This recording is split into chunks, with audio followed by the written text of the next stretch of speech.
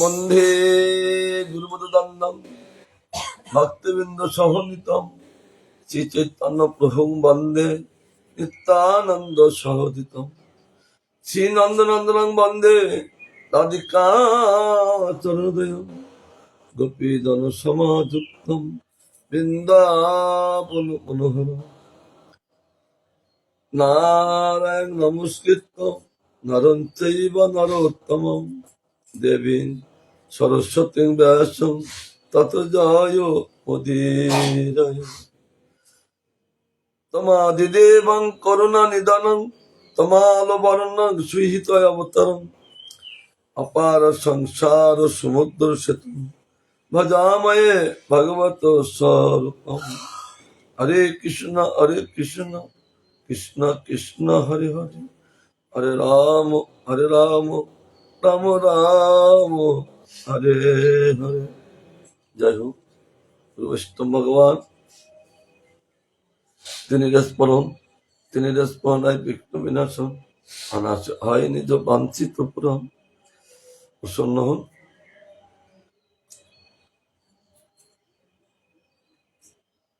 মানুষ যখন বুঝতে পারেন তখন তারা আর কোনো এদিক ওদিক ধ্যান না দিয়ে যে একমাত্র গোবিন্দ আমাকে রক্ষা করেন। কারণ দেবতাগণ তারা সবসময় বিপদে পড়ে। স্বর্গে যদি থাকে আবার স্বর্গে কি বিপদ, মানে হ্যাঁ, কারণ সব ভাই ভাই মা আলাদা, সব ভাই ভাই, অসুরও ভাই, দেবতারও ভাই, যেখানে যায় ভাই ভাই দ্বন্দ্ব। অন্য লোকের সঙ্গে দ্বন্দ্ব আর কোথায়, ভাই ভাই মধ্যে চরম দ্বন্দ্ব। সত্য যুগে যদি দ্বন্দ্ব থাকে তাহলে কলিযুগে দ্বন্দ্ব হবে না কেন, আরো বেশি তথ্য থাকবে। সত্য যুগে বারবার তারা স্বর্গচ্যুত হয়ে যায়, সেই সময় তাদের রক্ষা করার কেউ থাকে না। তার জন্য তারা অচ্যুতের স্মরণ গ্রহণ করে। এমন একজন এসে গেছেন স্বর্গেও পুরী দখল করতে বা তাদের মারতে, বৃত্তাসুর। সকলে মিলে ভগবানকে স্মরণ গ্রহণ করে। ভগবান দেবতাগণের কথা শোনে না, কারণ যখন বিপদে পড়েন তখন তাকে ডাকেন, বিপদে যখন না পড়েন ডাকেন না। নিতান্ত স্বার্থপর। ভগবান নিজে বলেছে তোমরা নিতান্ত স্বার্থপর। যখন বিপদে পড়ো তখন আমাকে ডাকো, বিপদে না পড়ো ডাকো। কিন্তু ভক্ত, আমার ভক্ত কেমন, তারা আমার কখনো বলেন না, ডাকেন না। কেন? তারা অটোমেটিক গোবিন্দের ভজন করে, কম্পিউটারের মতো। তারা কখনো বিবাদ কি আর যাই হোক জানে রক্ষা করতে আছেন তিনি। বলবো কেন, বলাটা দোষ হবে। মেয়েটা তার স্বামীর কাছে জিনিসপত্র চাওয়াটা মেয়েদের দোষ।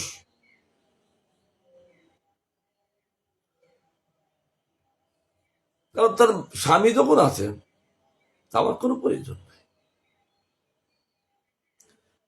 স্বামী বুঝে যে একটা ছেঁড়া কাপড় পরছে, সময় সময় বাজার থেকে নিয়ে নেবে, নাহলে চাইলে দোষ। তার স্বামীর যে মর্যাদা দিতে পারে। তার ধরো ভক্ত জানে গোবিন্দ আমার রক্ষা করে, তার জন্য বিপদে পড়ল তাকে বলেন না। নৌকায় যাচ্ছেন কে? রাম ভক্ত। যেই মাঝপথে গিয়েছেন সে বিপদ। নদীর মাঝপথে গেলে বিপদ আসে না? এই ঈশান করে যে ঝড় ওঠে না, ও কাল বৈশাখী কি অবস্থা করে দেয়, মরি যাবেন, নৌকো কখন ডুবে যাবে চেন।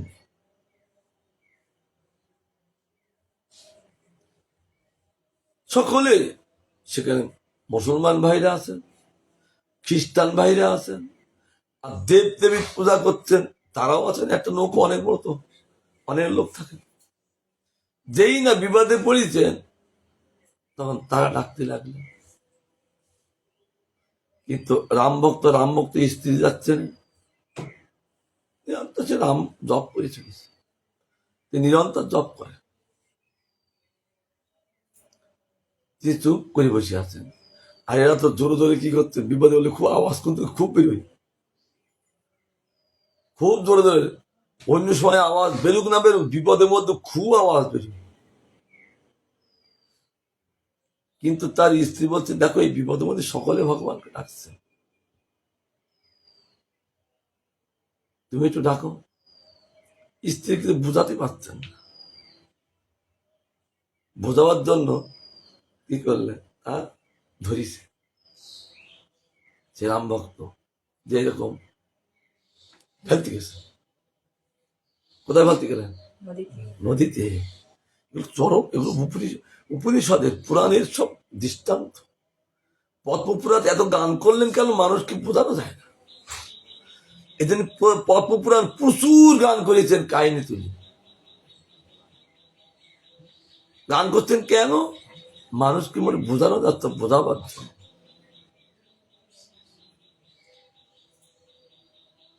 আর সে মেয়েটা কি হাসছে, এই আমি তোমাকে ফেলে দেবো, তুমি হাসছে কেন? বলে আমার এইটুকু বিশ্বাস, তুমি আমাকে ফেলতে পারো না। বলো বাহ, কেন তুমি আমাকে ফেলতে পারো না, আমার এটুকু তোমার বিশ্বাস। বাহ, আমার প্রতি যদি তোমার এই বিশ্বাস থাকে, তাহলে আমারও বিশ্বাস আমার রাম আমাকে ফেলবে না। বাস্তবতা তাই। ওই রাম ভক্তের জন্য আজ যে যত লোক আছে তাদের বিপদ হলো না। শাস্ত্রে এত ভালো ভালো ভাষা, ওই রাম ভক্তের জন্য বেঁচে গেলে। ওই রাম ভক্ত যদি না থাকতেন, তাদের মৃত্যু অনিবার্য।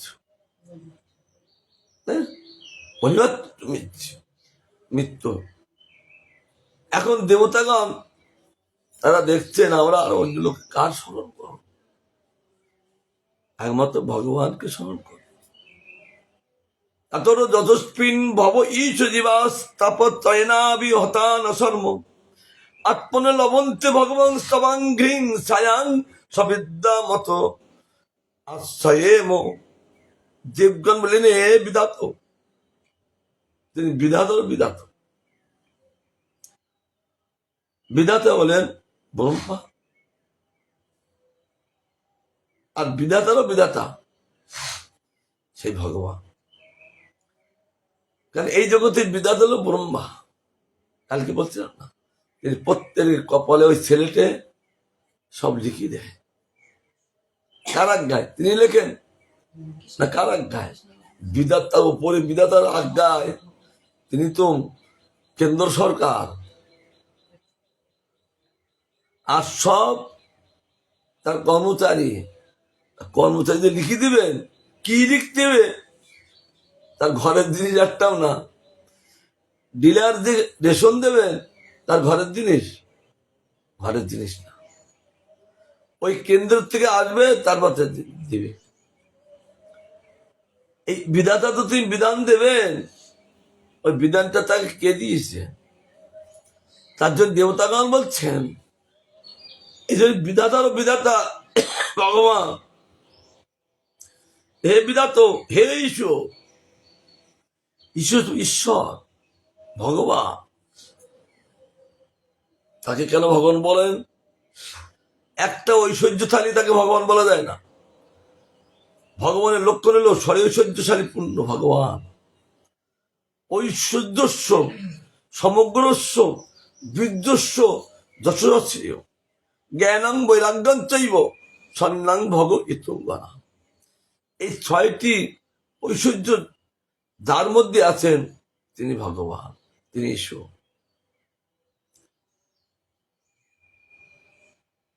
এই দেবতাদের মধ্যে থাকেন, দেবতার না অবতারের মধ্যে ঈশ্বর থাকেন, যে তার ঈশ্বর শরীর ঐশ্বর্যশালী না। তাদের কারো 2টো আছেন, কারো 3টে আছেন, কারো 4টে আছেন, কারো 5টা আছেন। কারণ অবতারের মধ্যে আছেন যেহেতু তারা ভগবান, তো তারাও ঈশ্বর, তার জন্য তাদের মধ্যেও থাকেন, কিন্তু পরিপূর্ণ মাত্রা থাকেন অবতারের মধ্যে। তার জন্য সেখানে বলেছেন, হে ঈশ্বর, ইহ সংসারে ত্রিবিধ তাপে তাপিত জীবগণ কোন ক্রমে শান্তি লাভ করতে পারে না। 1টা 2টো তাপ না, 3টে তাপ। আধ্যাত্মিক, আদি দৈবিক, আদি ভৌতিক। আধ্যাত্মিক কাকে বলেন? সকালে উঠে তিনি খাটের থেকে নামবেন, তার নিজ কীর্ত করবেন, কিন্তু নামার সময় পড়ে গেল। সেদিন এটা দেখলাম, তার কোমর ভেঙে গেল। কেউ তো ফেলেনি, সে কি নিয়ে কষ্ট পাচ্ছেন? কর্মফল, এগুলো আধ্যাত্মিক তাপ। চলছেন, চলতে চলতে হুসুট করে পড়ে গেল। বেশ কি হলো? বেশ আঘাত গেল, ভাব মস্তি গেল, ভেঙে গেল, অপারেশন। তার কি কষ্ট দেখো তো, বিরাট কষ্ট। যাচ্ছেন বৃন্দাবনের ঠাকুর আনতে, দাঁড়িয়ে আছেন, পিছন দিতে গাড়ি মেরে দিচ্ছে।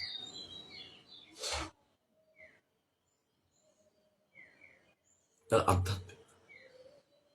তাই বলে গুরু বৈষ্ণব থাকেন না, তবে দেখান তাদের দ্বারায় নিজজনকে দিয়ে জগতে শিক্ষা দেন।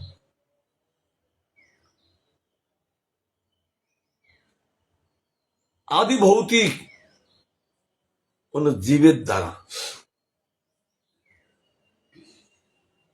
চলছেন, চলতে চলতে মনে করছে এই 60টা কিছু বলবেন না, কিন্তু যখনই গেলেন সঙ্গে সঙ্গে তাকে একেবারে সিং দিয়ে ফেলে দিল। আদি ভৌতিক অন্য জীবের দ্বারা এটা। আবার আদি দৈবিক দেবতা, আদি দৈবিক দেবতাদের দ্বারা এই তাপ আসে। তাহলে সেই ব্যক্তি যদি 3টে তাপে তাপিত হন, তাপ শব্দে ক্লেশ, দুঃখ, কোন ক্রমে সে শান্তি লাভ করতে পারে না। শান্তি লাভ করবে কি করে? কারণ এই জগৎটা অশান্তির জগৎ, এই জগৎটা হলো অশান্তির জগৎ। যেহেতু এই সংসারটা, এই জগৎটা হলেন কারাগার, তাই তো? তা কারাগার কি শান্তির জায়গা? কারাগার তো শান্তির জায়গা নয়, কারাগার হলেন অশান্তির জায়গা। তাহলে শান্তি আসবেন কি করে? সেই কারণে হে ভগবান, আমরা বিদ্যার সহিত আপনার চরণ কমলের ছায়াকে আশ্রয় করি। আমাদের যা সব বিদ্যা আদিটা ছিল, আমি দেখলাম আপনি ছাড়া এই জগতে কেউ শান্তি দিতে পারে। এই জন্য আমরা বিদ্যার সহিত আপনার চরণ কমলের ছায়াকে আশ্রয় করে, কারণ ওই চরণ কমলের ছায়ায় আশ্রয় ছাড়া আর আশ্রয় নেই জীবে। কোটি কোটি ভক্তদেরকে তিনি চরণ কমল ছায়ায় আশ্রয় দিয়ে থাকেন, কারণ গোবিন্দের চরণ কমলটা হলেন কে? গোবিন্দের চরণ কমলটা হলেন একটা পাদপীঠ, হলেন একটা ধাম। তার জন্যই ভক্তগণ তারা এই পাদবত ধামকে আশ্রয় করিয়া থাকেন। কিন্তু খাবেন কি? ওই যে চরণ কমলের কি আছে? মধু, অমৃত। তাদেরকে অমৃত গ্রহণ করায়, তার জন্য তারা চিন্তা করে না, খাওয়া পড়ার চিন্তা নেই, সেখানে শুধু অমৃত পান করে থাকেন। এই জন্য ভক্তগণ সকলে তার পাদপদ্ম পীঠকে আশ্রয় করেন, আর কাউ কিছু চায় না। জগৎসৃষ্ট ব্রহ্মাও আশ্রয় রক্ষক কৃষ্ণ, তিনিও বলেছেন শাস্ত্রে প্রমাণ দিয়ে, স উপব্রজ বরদং প্রপন্নাত্তি হরং হরিম পাইমাং পরমাত্মাস্তে।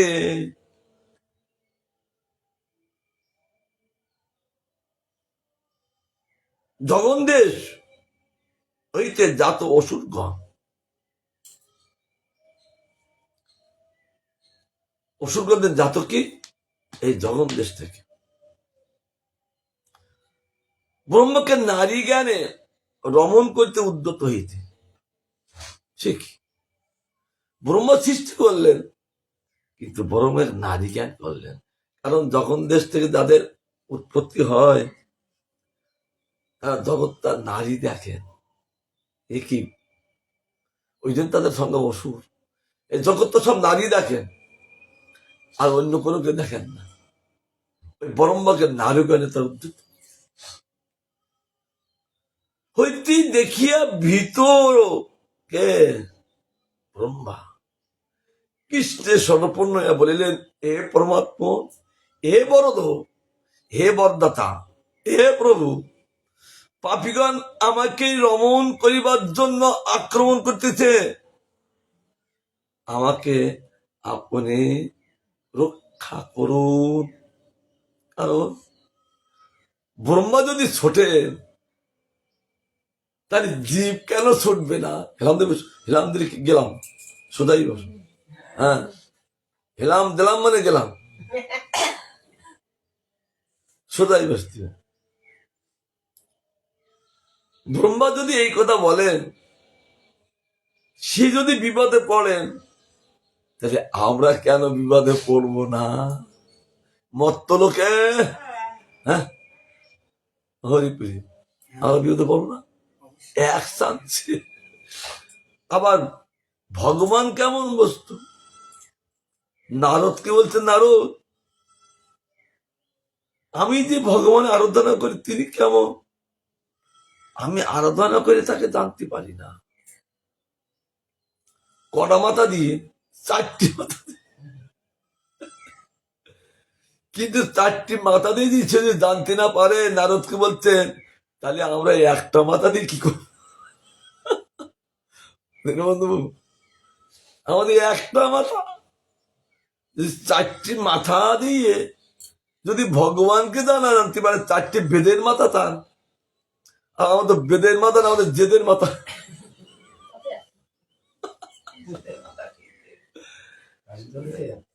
আমাদের তো বেদের মাথা না, আমাদের জেদের মাথা। কি করি আমরা পারবো? হ্যাঁ, এই জন্য বলছেন, হ্যাঁ হবে, সবকিছু লাভ করা যাবে। আর আমাদের ওপরে যতগুলো লোক আছে, কটা লোক? 7টা। কি কি? ভুব, স, মো, জন, তপ, সত্য। জেনে চলে তারা সব সময় তারা গোবিন্দের স্বর্ণাপন্ন থাকেন, গোবিন্দের আরাধনা করেন। আমাদের ওপরের লোকের যদি তারা সব সময় গোবিন্দের আরাধনায় থাকেন, তাহলে আমরা কোথায় থাকবো? আমাদের তো তাই থাকা উচিত নাকি?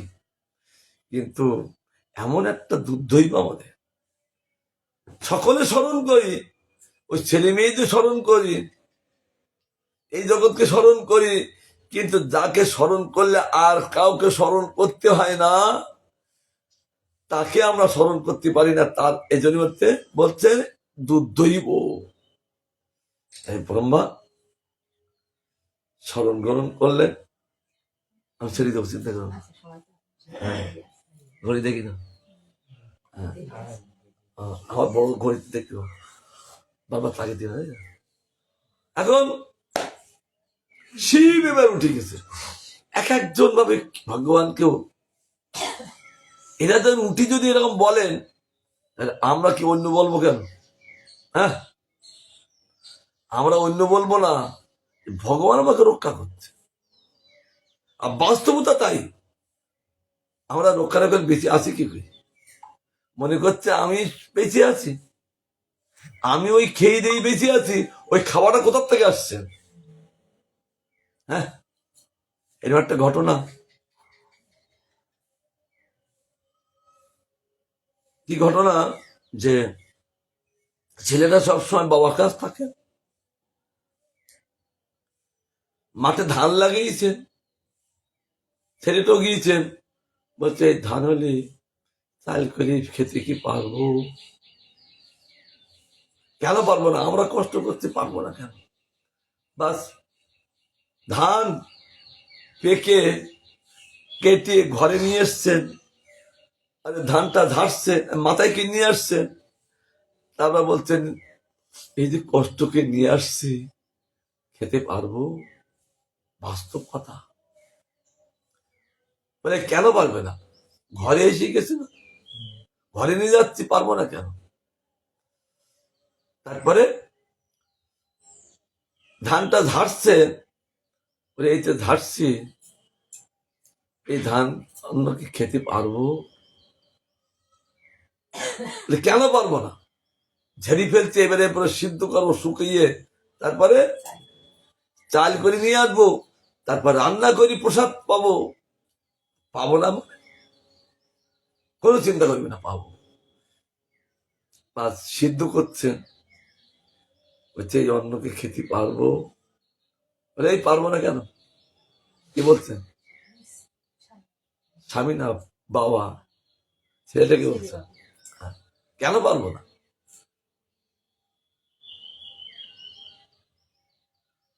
তারপরে ধানটা শুকিয়ে চাল করে বাড়িতে এনে রান্না করে দুই ভাব বই খেতে বইছে। অন্ন অন্ন দিয়েছেন যে বাবা এই অন্ন খেতে পারবো, কিন্তু বারবার বললে কি হয় বলো তো? হ্যাঁ, ওরে রাগ, এতক্ষণ আগেনি, শুধু তাকে বুঝিয়েছে। এটাও কোনো সন্তান যদি ওই আমাদের বন্দনা যদি বলে, বন্দনা রেখে আমাদের গীতাও রেখে যাবে, আর দীনবন্ধু রেখে যাবে। জানো কি বলবে? এই বারবার জিজ্ঞাসা করছি তোমার জ্ঞান নেই, বলবে।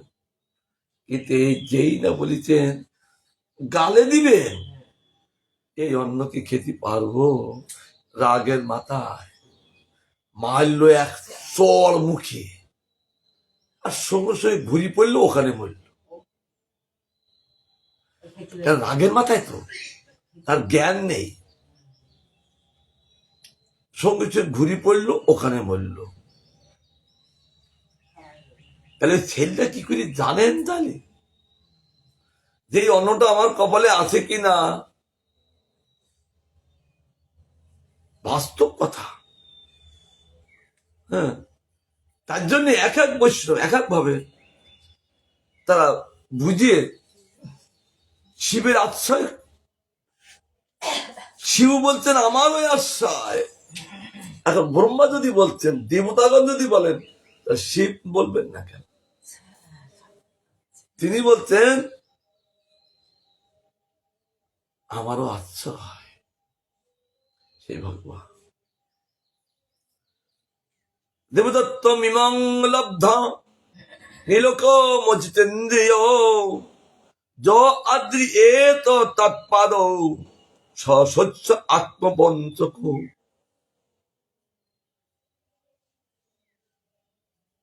হে কৃষ্ণ, হে অজিতেন্দ্রিয় নর ভগবত দত্ত, সেই সুদুর্লভ মানব দেহ লাভ করিয়া আপনার পাদপদ্ম যুগলকে আশ্রয় করে না, দুঃখ করে খেদের সহিত ভগবানকে বলছেন, কেন আমরা তো আশ্রয় করেছিলাম, কিন্তু এই দেহটা ভগবত দত্ত দেহ, ভগবানই দিয়েছেন। এই দেহটা আমরা কোথা থেকে পেলাম? মনু থেকে পেলাম। ভালো করে শুনবে, এই বন্ধ করে রাখো, ভালো করে ফেস টু দর্শক কর। আমার মোবাইল কি দরকার, বন্ধ করে রাখো। হ্যাঁ,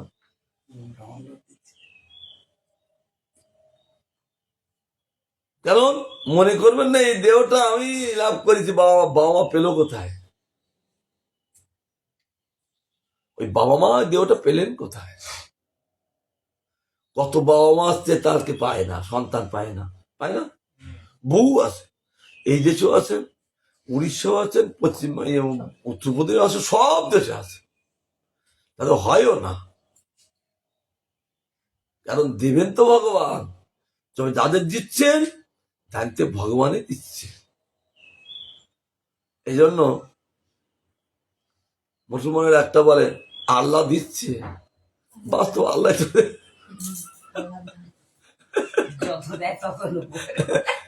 এই জন্য বলেন, ওরা কেউ বলেন না যে আমরা পাচ্ছি না, আল্লাহ দিচ্ছে। ভালো বলে, বুদ্ধিটা ভালো আছে। এই যে পাচ্ছি সন্তান রূপে দেহটা কে দিচ্ছেন? ভগবত দত্ত। কি আত্মতত্ত্বের কথা! ভগবত দত্ত এই সুদুর্লভ মানব দেহ। সুদুর্লভ বলছেন কেন?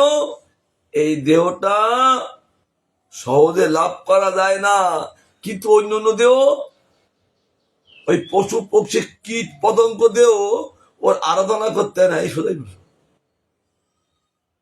সাধু হয়নি, সাধুর কাছ থেকে কিছু লাভ করো, কাজ পরে হবে। কারণ অন্য দেহের জন্য কে সাধনা করতে হয় না। এই দেবতাগণ বলেছেন,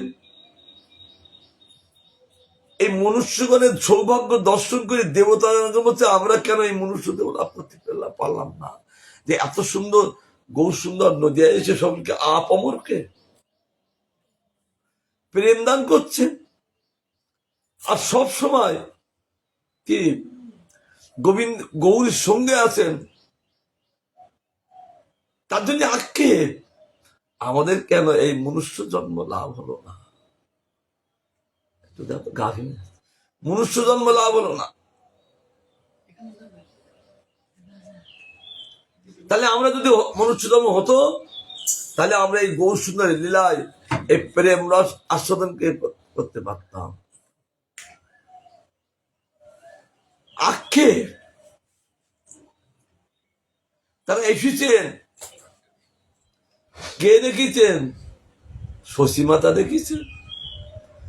ভালো ভালো বৈষ্ণব তারা নররূপে নারী রূপে তারা এই যোগ পিঠে এসে গেছেন ওই নিমায়ের দর্শনের জন্য। তাহলে বোঝা যাচ্ছে ওই দেবতা রূপে, বোঝা যাচ্ছে দেবতা রূপে তারা দর্শন পান নাই, ওই নররূপে আসলি তাই গৌর নিমায়ের দর্শন পেয়েছেন। ও নরদেবের এমন মহত্ব, এই নরদেহ সব সম্ভব, অন্য কোনো দেহ সম্ভব নয়, একমাত্র এই নরদেহ সম্ভব। তাই আক্ষেপ করছে, সুদুর্লভ মানব দেহ লাভ করিয়া আপনার পাদপদ্ম যুগলকে আশ্রয় না করে ভজন না করে, সে সহ্য অপবিত্র।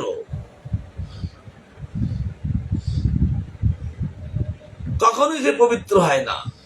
ও গঙ্গার জল চান করেও সে পবিত্র হয় না। গঙ্গা তাকে পবিত্র করতে পারেন না। চাপাল গোপাল এমন অপরাধী, শিবকে আরাধনা করলেন, বলছেন তুমি ওই গঙ্গার জলে স্নান করো। নবদ্বীপে যখন স্নান করতে যাচ্ছেন, গঙ্গা দেবী পালিয়ে যাচ্ছেন, এই পাপী তুই এখানে আসবি না, তোকে আমি পবিত্র করতে পারি না, তুই বৈষ্ণব চরণ অপরাধী। যে বৈষ্ণব চরণ অপরাধী হয়, আমি তোকে পবিত্র করতে পারবো না। তার জন্য চাপাল গোপাল চলছে না, গঙ্গা দেবী পিছিয়ে পিছিয়ে যাচ্ছে। কারণ সে শোকের পাত্র। জীব কেন শোক করে? জীব তো শোক করার কথা নয়। তা জীব শোক করছেন কেন? এটা আত্মবঞ্চনা, আত্মবঞ্চ। এটা নিজেকে নিজেই নষ্ট করে ফেলেন, তাকে বলে আত্মবঞ্চ। আপনার নিজে এইসব না বুঝে নষ্ট করে ফেলছেন। তা এই ভারতবর্ষে যে জন্মটা দিয়েছেন, ওই অকারণে আত্মবঞ্চনা করার জন্য না গোবিন্দ ভজন করে ধন্য করার জন্য? এরা আত্মবঞ্চ। মহাদেব বলছেন, অর্থাৎ সে নিজেকে বঞ্চনা করে মাত্র। আত্মমাত্র শব্দ তো নিজেকে বঞ্চনা করে, অপরে বঞ্চনা করতে পারেন না। কারণ জীব অপরকে বঞ্চনা করতে যে নিজে সখীরা অপরকে বঞ্চনা করতেছি। কেমন করে? তিন ভাই মায়ের স্বর্ণ দিয়েছেন ওই কিছু জিনিস তৈরি করার জন্য, আর মায়ের জিনিস আবার বড় ভাই চুরি করেছে। এই জন্য স্বর্ণ কাজের কোনো বিষয়, এই জন্য ওদের হাতে দিল্লির মায়ের যদি স্বর্ণ চুরি করতে পারে, অন্য লোকের স্বর্ণ চুরি করবে না কোনো কে কত। এই জন্য ওদের কখনো কেউ বিশ্বাস করে না, করবেই। তার জন্য বলছেন বড় ভাই চুরি করিয়ে যেখানে রেখেছেন, মেজ ভাইটা দেখতে পেয়েছে, সে আবার ওই দাদার অলক্ষিতে অন্য জায়গায় রেখেছে।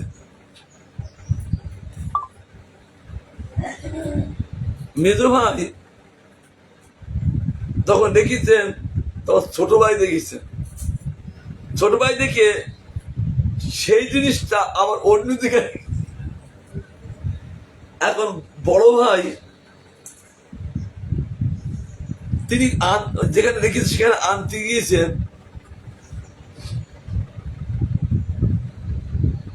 কিন্তু পাচ্ছেন না। মেজ ভাইকে জিজ্ঞাসা করছেন,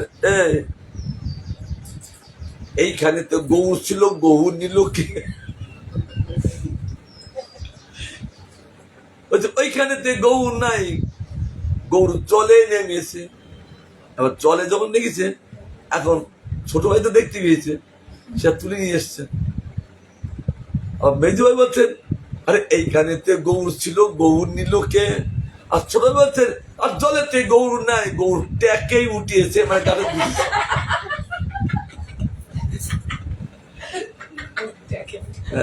মানে গাড়িতে বুঝিয়েছে। এগুলো আত্মবঞ্চ। একে বলে আত্মবঞ্চ, নিজেই নিজেই বঞ্চ। ব্রহ্মা বলছেন দস্তং বীজ সে জাতে মত্ত আত্মনাং প্রিয় মিশ্রম বিপচ্চয়েন্দ্রিয়ার্থং বিষমত্তামৃতং তদং। এরকম বসতে অসুবিধা আরে এই মেন ঠাকুর কথা মুড়ি আছে সাধু যা বস সুযোগ পেয়েছ ধরি নাও। আচ্ছা হবে যে ব্যক্তি বিপর্যয় মতিগ্রস্ত, মতিটা বিপর্যয়, যে মতিটা থাকার কথায় ভগবানের পাদপদ্মে, সেই মতিটা আছে অন্য জায়গায়। এরা বিষ্ণুদেব বলেছে, বিষ্ণুদেব বলছেন ভগবান আমি এই সরস্বতী অপেক্ষা করছি, আমার একটা মতি আছে, প্রত্যেকের একটা মতিরূপ কন্যা আছে। মতি কাকে বলেন? শাস্ত্রোক্ত নির্ধারণ করার নাম মতি। থাকবে তো, যিনি শাস্ত্রোক্ত নির্ধারণ করতে পারে এটা না এটা এই, তখন তার মন প্রাণ গোবিন্দকে দিয়ে দেয় মতি। বিষ্ণুদেব বলেছিলেন অপেক্ষা করছে আমার মতিটা কোথায় দিব। মতি একটা কন্যা স্বরূপ না, আমি যদি মতিরূপ কন্যাটা দিয়ে অন্য হাতে দেই অত ছেলেটা মারা যাবে, তাহলে সে বিধবা হবে। এই জন্যই বসুন্ধ বলছেন হে ভগবান আমি এই মতিটা আপনার কাছে রেখে দিলাম, আরে আর কোনোদিন বিধবা হবে না, অর্থাৎ আমি আপনাকে দিয়ে দিলাম। বাস্তবতাই আমরা কাকে দেব এই দেহটা? নারীটা তখন তার দেহটা দিয়েছেন কাকে? স্বামীকে। ওই নারীর কিন্তু কেরামতি নেই, ওই স্বামী যা বলবে নারী শুনবে। ওরে বউ এখন তো নারী তো খুব ভারী, হ্যাঁ স্বামীর কথা শোনেন আর পুঁথি পদে পদে দোষ করেন। তা যেদিন থেকে আমরা গুরু বলবৎ আশ্রয় করেছি সেই দিন থেকে দেহটা কাকে দিয়েছি? ওই নারীটা তখন স্বামীর হাতে আসলে স্বামীর কাছে সমর্পণ করে দিলেন, তুমি আমার সব পরিচালনা করবে। ওই নারীটার পরিচালনা স্বামী করে, কারণ নারীদের অপর নাম অবলা, বোঝে না, তাদের বলে অবলা। তার জন্য পিতা ওই ছেলের হাতে দেয়, আর মেয়েটা তোমাকে আমি এই তোর ছেলের হাতে সমর্পণ করে দিলাম, এই তোর পরিচালনা করবে। যতদিন আমার দায়িত্ব ছিল ততদিন আমি পরিচালনা করেছি, এখন এই আমি স্বামীর কাছে দিয়ে দিলাম তোর ছেলের কাছে, একটা ছেলের কাছে। তখন মেয়েটা স্বামীকে প্রণাম করে, কেন ওই সমর্পণ করে দিল, এই দেহটা আজ থেকে তুমি পরিচালনা করবে। এই যদি এই জগতের হয়, যেদিন থেকে আমরা গোবিন্দ পাদপদ্মে লাভ করব, কিন্তু লাভ করতে গেলে আগে কি করতে হয়? আগে গুরুদেবের পাদপদ্মে দেহটা দিয়ে দিতে হয়। আমাদের দোষ হচ্ছে কি, মহাপুরুষ যেটা শিখালেন, কি শেখালেন? দীক্ষা কি করে গ্রহণ করতে হয়, এর আগে কোনো দীক্ষার প্রচলন ছিলেন না, সন্ন্যাসের প্রচলন ছিলেন না। এই চৈতন্য ভাগবত বলছেন এই দীক্ষার প্রচলন সন্ন্যাসের প্রচলন শ্রীমান মহাপুরুষ শিক্ষা দিয়েছেন। তিনি নিজেই আচরণ করে তিনি শিক্ষা দিয়েছেন, এবং হরিবোধন কিভাবে করতে হবে। নিজে নিজে হরিবোধন করা যাবে না, নিজে নিজে আমি হরিনাম করি ও ক্রিয়া করে না, এ যারা অষ্টম প্রহর করে কোনো কাজ হয় না। কেন হয় না? গুরুপদ আশ্রয় করলে গুরুদেব যে হরিনাম দেবেন প্রসাদ স্বরূপ, তাই তো গুরুদেব প্রসাদ স্বরূপ দেয়, যে ওই নাম হাতে তুলে দেয় চিরদিনের জন্য তাকে সুখী করার জন্য। কেন ওই নামে যিনি ধনী, অপরকে ধনী করে দিচ্ছেন। অর্থাৎ কৃষ্ণকে গুরুদেব ওই শিষ্যকে দিয়ে দেয়, তোমার ধন, কৃষ্ণ ধন তোমাকে দিলাম, এই ধনে তুমি ধনী হও। কিন্তু কিভাবে যেতে হবে, তিনি কৃষ্ণকে দিবেন কি করিয়ে? তাহলে প্রসেস আছে না। মহাপুরুষ শিক্ষা দিয়েছেন কি, সংসার সমুদ্র হইতে উদ্ধারাও মরে, এ আমি দেহ সমান পেলাম তোমার। কৃষ্ণ পাদবাদ পেন অমৃত রসপান রহে আমাকে, চাই আমি এই দান। এমন শুভ দৃষ্টি করো প্রভু আমারে, যেন আমি ভাসি কৃষ্ণ প্রেম সাগরে। ওই কৃষ্ণ প্রেম সাগরে ভাসার জন্য কার কার যেতে হবে? ওই গুরু পাদবাদ যেতে হবে, দেহটা দিয়ে যেতে হবে। কেন? ওই দেহটা কৃষ্ণ পাদবাদ প্রেম সাগরে গুরুদেব ভাসাবে, আমি নিজে নিজে ভাসতে পারি না। তার জন্য বলছেন এই গুরু পাদবাত্মই ওই দেহটা নিয়ে তখন কৃষ্ণ সেবায় নিযুক্ত করে, কৃষ্ণ সেবায় ভাষায়। যেদিন থেকে আমরা এই বলছি সংসার সমুদ্র থেকে আমাদের উদ্ধার করো, কারণ কি করে উদ্ধার করবো? আমি দেহটা তোমার দিলাম গুরুদেব, প্রত্যেকের আবার দীক্ষার সময় এটা বলি, কিন্তু নিজের মতো চলি, তাই হলো। যখন গুরুদেবকে দীক্ষা দিলাম, দেহটা দিলাম, তাহলে আমি রাগ করি, বেরিয়ে যাই কি করি? আমার রেগে যাই কি করি? দেহটা তো গুরুদেবের দিছি, তাহলে কিছু না বলে গুরুদেবকে পালিয়ে যায় কি হবে? তাহলে দেওয়া দেওয়া হলো? একদম হলো না। ওই বলতে এটা বলি, কিন্তু নিজের মতন চলি, এই তখন কি বিপদে পড়তে?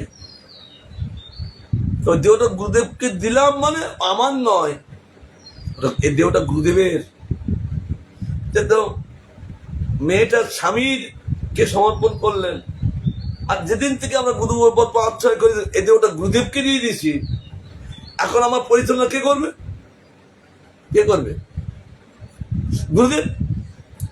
আমাদের প্রত্যেকে যারা যারা আমরা তার পাদবত্ব আমরা আশ্রয় করেছি, তার যার পাদবত্ত আশ্রয় করেছি, তাহলে আমাদের পরিচালনা কে করেন? গুরুদেব। এই জন্য শাস্ত্র বলছেন এই তত্ত্বে যারা প্রতিষ্ঠিত, তারা কখনো নিজের জন্য ওই ছাই ফেলার জন্য ছোটে না, জোন আসছে তার জন্য ছোটে না। ওই বাড়িতে ছটপট করছে, ছটপট চলবে না। কারণটা কি? এই তত্ত্বে প্রতিষ্ঠিত হয়েছিল কে বলতো? এই তত্ত্বে প্রতিষ্ঠিত হইল শ্রীবাস। তারা নিজেকে মহাপুরুষকে দিয়ে দিয়েছিলেন, পরিবারটাই শুধু একা শ্রীবাস না, 4 ভাই 4টি বউ, ছেলেমিলি সব আছে, সব পরিবারটাই মহাপুরুষকে দিয়ে দিয়েছে, আর কিছু করে না। বড় পরিবার, শিক্ষা গ্রহণ করতে হবে, প্রতি পদে পদে শিক্ষা গ্রহণ করতে হবে। এই হরিকীর্তন করা মানে প্রতি পদে পদে আমাদের শিক্ষা গ্রহণ করা, নিজেকে দৃঢ়তা করা। যতক্ষণ মধ্যে নিজেকে দৃঢ়তা না করতে পারছি, ততক্ষণ পর্যন্ত আমরা সাধুসঙ্গ করি আর যাই করি, ওই দলবাদী হবে, আত্মতত্ত্ব প্রকাশ হবে না। এই দলবাদী হয় দেহ তত্ত্বে, আত্মতত্ত্বের কোনো দলবাদী নেই। কারণ কি? সেখানে সব সমদর্শ। কারণ যাকে দেখছেন তার মধ্যে কে দেখছে? ভগবানকে। এই যত ঝঞ্ঝাট ঝামেলা চলছে এই দেহ তত্ত্বে আছি, তাই আমরা যেদিন থেকে গুরুবত্ম আশ্রয় করি সেদিন থেকে আমরা দেহ তত্ত্ব নাকি না, আত্মতত্ত্ব ভগবান অলক্ষিতে সচিদানন্দময় করে দিলেন, সেই দিয়ে করে কৃষ্ণের ভজায়। তাহলে ভগবানের পূজা কি করবে? এই মত্ত দেহ করতে পারেন না, দেবতা হয়ে দেবতার পূজা করতে হয়। তার জন্য ভগবান অলক্ষিতে তাকে আত্মদেহ করে দিলেন। মানে তার মানে কি বালক বালিকা, এই তো বালক বালিকা। বালক বালিকা বোঝে না, আমরা কি সারা জীবন কি বালক বালিকা থাকবো? হ্যাঁ, না আমরা আদু ভাই হবো? গল্প বলেছি মনে আছে, আমরা কি আদু ভাই হবো? না, আদু ভাই হওয়ার জন্য আমরা এই গুরুবর্মতা আচ্ছার করি নাই। এইরকম আত্মতত্ত্বে প্রতিষ্ঠিত হয়েছিলেন কে? শ্রীবাস। একদিন মহাপ্রভু তার দ্বারা কিছু জগতে শিক্ষা দেওয়ার জন্য মহাপ্রভু যোগপীঠ থেকে চলে আসলেন। কোথায় আসলেন? শ্রীবাস অঙ্গনে এসে বলছেন, শ্রীবাস কি ব্যাপার, তোমার এত বড় পরিবার, তা তো চলবে কি করি? তুমি একটা কর্ম করো না, আমরা দুজন থাকি বা একজন থাকি, আমার লোকের জন্য পয়সার জন্য ছুটি, তা তুমি একটা কর্ম করো না, তা তোমার এত বড় পরিবার চলবে কি করে? শ্রীবাস তখন 1 2 3, শ্রীবাস সে কি, তুই 3টে তালি মারলি কেন? আমি তো বুঝতে পারলাম না। আচ্ছা, ভগবান বুঝতে পারি, তাহলে ভগবান হবেন কেন? বলছে, শ্রীবাস তুমি যখন তালি দিয়েছ, তা তোমার মুখ দিয়ে ব্যক্ত হোক, এ জগতে বুঝুক। তখন শ্রীবাস বলছেন, আমি তো, মহাপ্রভু বলছে, আমি তো বুঝতে পারি নাই, তুমি একটু বলো, কেন আমাকে বুঝিয়ে দাও। এই বলার মধ্যে কি ভগবান কিভাবে লীলা করছেন? মুগ্ধভাবে, মুগ্ধভাবে জানতে পারেন না, কিন্তু সর্বজ্ঞভাবে সব জানতে পারেন। ভগবান যখন জগতে আসেন, তিনি 2 ভাবে জগতে থাকেন। সর্বজ্ঞভাবে লীলা করেন, আর মুগ্ধভাবে আস্বাদন করেন। মনে থাকবে তো? হরিবাবু কি বললাম? আর সর্বজ্ঞভাবে লীলা করেন, আর মুগ্ধভাবে ওই লীলাটা আস্বাদন করছেন। কোথায়? তিনি সর্বজ্ঞভাবে লীলা করলেন, আর এই নদিয়াতে এসে তিনি রাধার ভাবে মুগ্ধ হয়ে কেবল আস্বাদন করতে লাগলেন। কেন? মুগ্ধ না হলে আস্বাদন ভালো হয় না, তার জন্য তিনি আস্বাদন করতে লাগলেন। শিবা, তুমি আমাকে আস্বাদন করাও। শিবা তখন বলছে, 1 দিন, 2 দিন, 3 দিন, তারপর যদি সংসার না চলে, গঙ্গায় দিয়ে আমি দেবতা বিসর্জন দেব। আর মহাপ্রভু হুঙ্কার করছে, শিবাস, আমার পুত্র এত বিশ্বাস, লক্ষ্মী যদি দাঁড়ে দাঁড়ে ভিক্ষা করে, তোর কোনো কারো দাঁড়ে যেতে হবে না। এই আত্মতত্ত্বে প্রতিষ্ঠা। যারা গুরু বর্মাত্মক আশ্রয় করে, যারা দেহটা গুরুদেবকে দিয়েছেন, আমাদের এই গান করেছেন, শ্রী গুরু চরণ পদ্ম কেবল ভগবতী সদম। কে? নরোত্তম ঠাকুর সম্পর্ক, নরোত্তম ঠাকুর গান করেছেন। এই শ্রীগুরু চরণপদ্ম হলো কেবল মানে একমাত্র। সৎ মানে কি? সৎ মানে কি? দন্তস্বর দয়ময়। সৎ মানে আশ্রয়। নর্ত ঠাকুর গান করছেন, এই গানটা তিনি গান যখন করেছিলেন, লোকনাথ গোস্বামী খুব প্রসন্ন হয়েছিলেন। বাহ, গুরুদেব তত্ত্বমহত্ব কি! এক গানে তিনি শ্রী গুরু চরণপদ্ম, এই গানের মধ্যে কি সব বর্ণনা করেছিলেন। ডাক্তার লোকনাথ গোস্বামী পাদ গুরুদেব তো তিনি খুব প্রসন্ন হয়েছিলেন, তাই তিনি বলতে রাখলেন, সর্বশব্দে আশ্রয়। যে গুরুদেবের পাদপদ্ম আমার আশ্রয়, এই জগতে আমি আর কাউকে আশ্রয় দেখছি না। সৎপথে আশ্রয়, তার যিনি আশ্রয় নিলেন তাহলে তার কোনো ভয় থাকে? তাকে পরিচালনা কে করবেন? গুরুদেব করবেন। আবার তিনি ভগবানের পাদপদ্ম আশ্রয় করলেন, তাহলে সেই ব্যক্তি কি করবেন? তাহলে ভগবানের আশ্রয় করবেন। এই আত্মতত্ত্বে প্রতিষ্ঠিত। বলছেন গুরুস্তুয়া নশ্বর ইন্দ্রিয়ার্থের জন্য আত্মা প্রিয় ঈশ্বররূপী আপনাকে পরিত্যাগ করে। যে বুদ্ধি থাকার কথা অন্য বুদ্ধি এসে বিপর্যয় বুদ্ধি, তার জন্য এরা কি করছেন? এই আত্মা নিজের প্রিয় প্রিয় ঈশ্বররূপী ভগবানকে প্রিয় এরা পরিত্যাগ করে। এই জগৎ থেকে আমরা সব পেয়েছি। যেমন সন্তান পিতামাতাকে প্রতিমাতাকে পরিত্যাগ করে অন্য জায়গায় তারা সংসার করে চালাতে পারে না। পারবেন কেন? তদ্রূপ ভগবান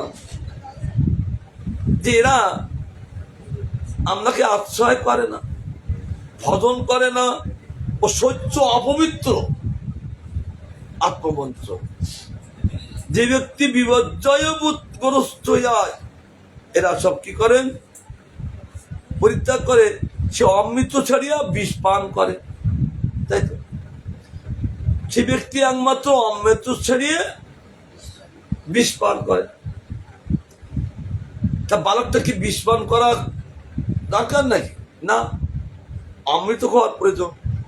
তার জন্য এখানে বলছেন শোকের পাত্র আত্মবঞ্চ, অর্থাৎ নিজেকে বঞ্চনা। আচ্ছা, তারপর বলছেন অতএব কৃষ্ণই শরণ্য আশ্রয়।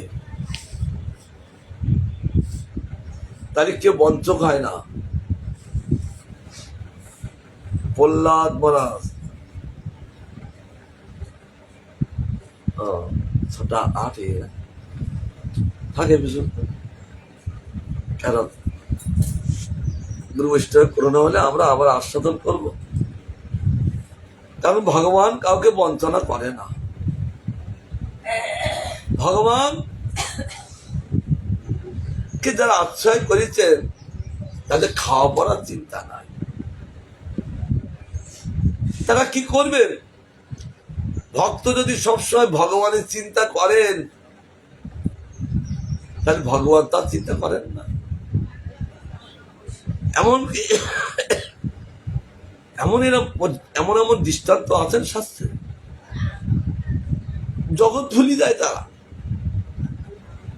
আর তাদের কোনো ভ্রুক্ষেপ নেই, ধ্যান নেই। তারা ভজনে এমন নির্মঙ্গ, তাদের জন্য ভগবান তাদেরকে বহন করেন। গীতায় বলেছেন আমি তাদেরকে বহন করে দিই। অর্জুন কি বলেছেন? কারণ আমি ছাড়া কেউ দিবেন নেই।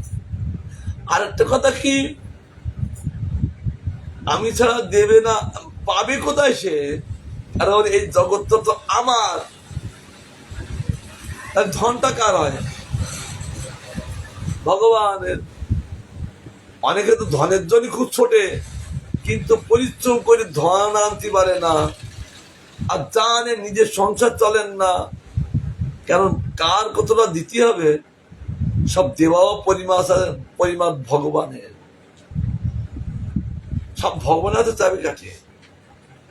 তার জন্য সব ভগবানই তিনি সব আত্মরক্ষা করেন। আবার তিনি প্রসন্ন হন। বাঞ্ছা কল্পতরুভস্য কৃপা সিন্ধু পতিতানাং পাবনেভ্যো বৈষ্ণবেভ্যো নমো নমঃ।